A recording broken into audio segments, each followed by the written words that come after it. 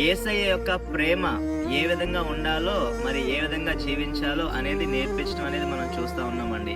కాబట్టి ఈరోజు మనం ఎక్కడున్నా సరే, ఎటువంటి ప్రాంతంలో ఉన్నా సరే, ఎటువంటి అడవుల్లో ఉన్నా, ఎటువంటి ప్రదేశంలో ఉన్నా సరే, మనం అందరం ఒకటే జ్ఞాపకం చేసుకోవాలి. మనం అందరం కూడా దేవుని యొక్క కుమారులము, దేవుని యొక్క కుమార్తెలమై ఉన్నాము.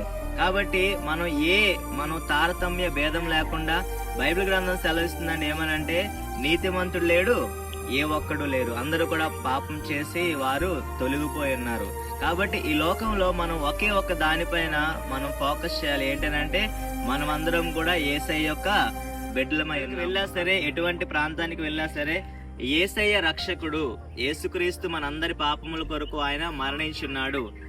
దాని విషయంలో మరి మరియమ్మ కావచ్చు, మరి అనేక మంది పరిశుద్ధులు కావచ్చు, వీళ్ళందరూ కూడా ఒక సహకారులుగా ఉపయోగపడ్డారు. అదే విధంగా ఈ రోజు అనేక మంది సేవకులు కూడా ఉపయోగపడతా ఉన్నారు అనే విషయాన్ని మనం జ్ఞాపకం చేసుకొని, మన యొక్క హృదయంలో మనం ఎప్పుడూ కూడా దేవునితో మనం సత్సంబంధం కలిగి మనం ప్రార్థన పూర్వకంగా మనం ముందు కొనసాగాలని కోరుతూ ఈ మాటలు నేను ముగిస్తున్నానండి. అందరికీ వందనాలు. దేవుడు మిమ్మల్ని అందరినీ కూడా దీవించును గాక.